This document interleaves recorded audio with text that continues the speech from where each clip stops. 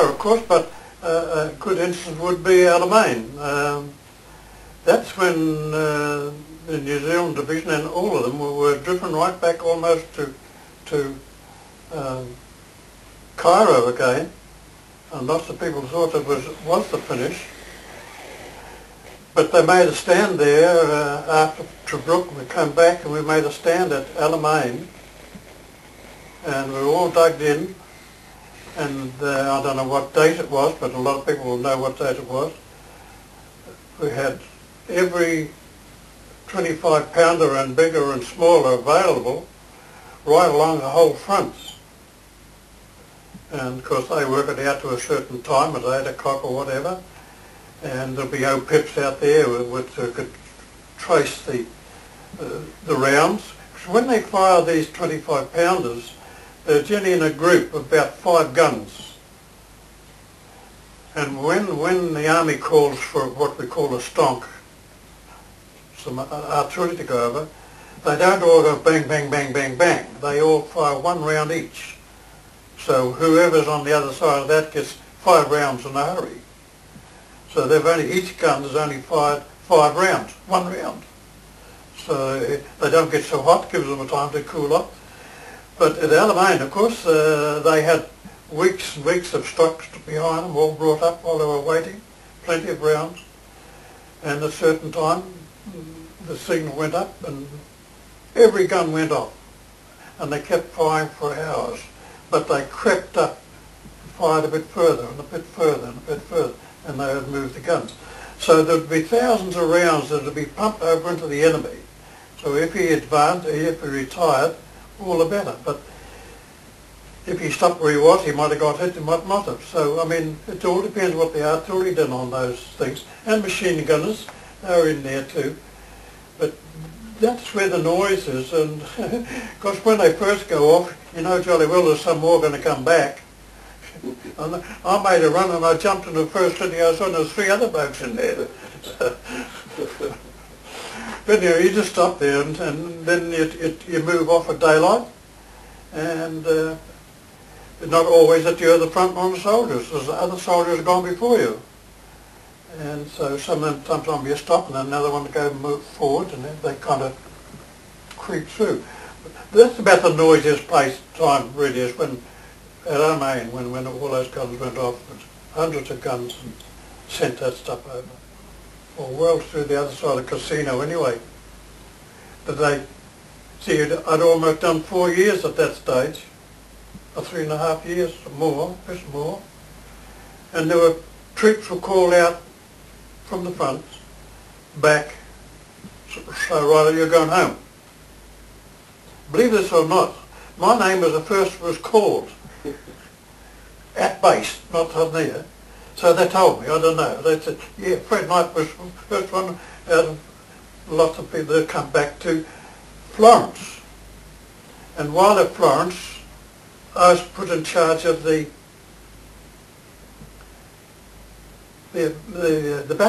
battle jackets and boots and everything that a soldier requires. Everything there.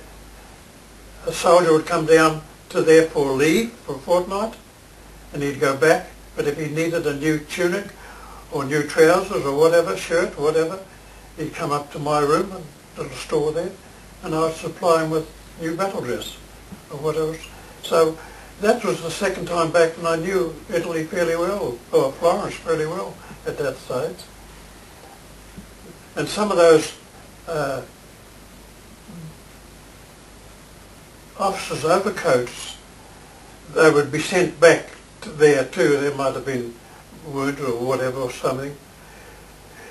But the Italians used to give them big money for those coats, because they used to make jackets and suits out of them, you know. Beautiful material really in the coats. But that's where I finished up in Florence.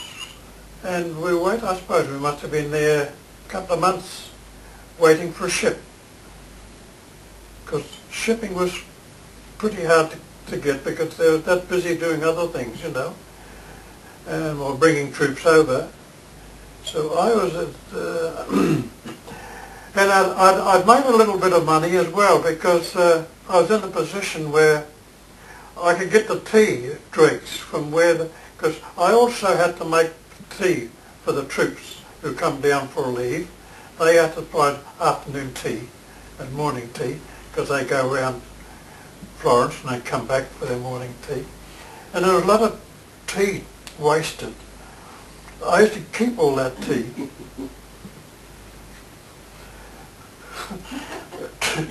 Dry it over a primus. And smoke it. And sell it. Sell it. And they would smell it, and it was better than the real tea. And the wogs would give pound for it. So, you know, you get lucky that way. And so I made a bit of dough, a bit of money in lira, and some people, friends of mine, we got Pope or people I knew, soldiers I knew, and one of them, he asked me for some money, he knew I had it, and he said, I'll pay you back in Egyptian money when I get home, when we get back to because we were in Italy and we had to go back to Egypt, to base, to Battalion to come home. So I did that, but I never got the money back. But never mind, it was easy enough earned, so I didn't worry too much about it. But anyway, from there we moved back to Toronto again, where we first landed, when we first hit Italy, back over to Alexandria, and back to camp. Of course, then it was the same route of getting back on the trucks and getting back onto the boat. And we come home on the Stratherd. So the war was over, but you were still... Yes, it was over. It wasn't over when I was pulled up from the front line. It finished coming home, I think. The war hadn't finished when I come. It was just about on. I don't think it was finished, but it was that close to it. I forget now, so long ago. Mm-hmm. I haven't got the brains I used to have. But it was the same thing coming back home again. And then we landed in Wellington and got on the train and started coming back to, where is it? Henderson. Linton. No, Swanson, where we used to live. But all that way back home, we stopped at all the stations, and all the troops who were supposed to get off got there, and there's people to meet them, and you know, all their friends, and whatever you can imagine what it would be. So at that stage, at that stage, when they left the train, they were out of the army. Is that how it worked? No, they weren't out of the army. There you had, I think, you had about 6 weeks, which you got paid for that. And after that was up, you were discharged. And why did they keep you? Just in case something happened again and you had to Well, it was the rule. I've still got my discharge papers, and you get so many days leave, paid leave. Mm-hmm. You also got a railway pass. You could travel anywhere on the railway. I don't think it was buses. I remember I was in a tram, and I was going from home into town. This was that when I got back home, and I was in Sippies, and the conductor said, "This is true." He said, "I've been slaving here while you've been, you know, having a good." Yeah, that's true. Anyway, when we first arrived in Auckland, that's right, the Auckland. The only person who met me was my dad. I left on my own, I went in the Cape now, and I come home and it was just my dad who came in a taxi to take me home. But yeah, but I had almost 4 years to the day overseas. So about 6 years with that in the, what's the name? But I was in the cabinet maker before I went overseas,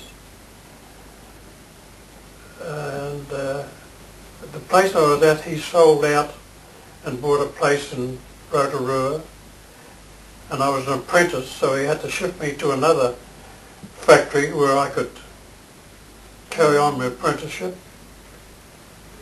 And it was there I left to go overseas.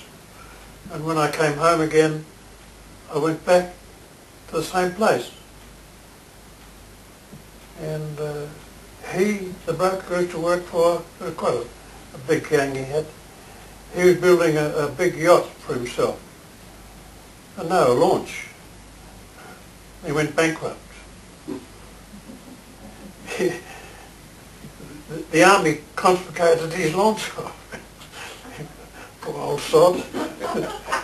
But I've done very well. I really right through there, and even during the Depression, I was always had work to do.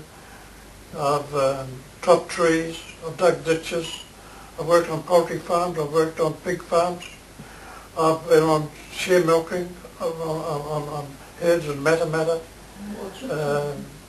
ditch digging. There's nothing much I hadn't done. Then I finished up as a cabinet maker, and that's been doing the rest of my life. So for what it's worth, just some of my, I'll probably tomorrow think of a few more, but thanks very much anyway, Phil, for Phil, my son. That's wonderful, Dad. Yeah, thank you Appreciate very it. much. Well, And Very well. my dear old wife, both with us here. Thanks very much. God bless you both.